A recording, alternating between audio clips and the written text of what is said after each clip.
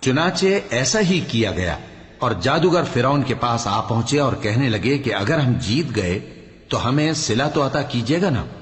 فرعون نے کہا ہاں ضرور، اور اس کے علاوہ تم مقربوں میں داخل کر لیے جاؤ گے۔ جب فریقین روز مقررہ پر جمع ہوئے تو جادوگروں نے کہا کہ موسیٰ، یا تو تم جادو کی چیز ڈالو یا ہم ڈالتے ہیں۔ موسیٰ نے فرمایا تم ہی ڈالو۔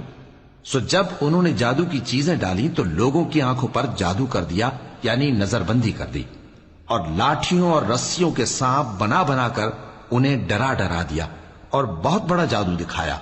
اور اس وقت ہم نے موسیٰ کی طرف وحی بھیجی کہ تم بھی اپنی لاٹھی ڈال دو، تب وہ فوراً سانپ بن کر جادوگروں کے بنائے ہوئے سانپوں کو ایک ایک کر کے نگل جائے گی۔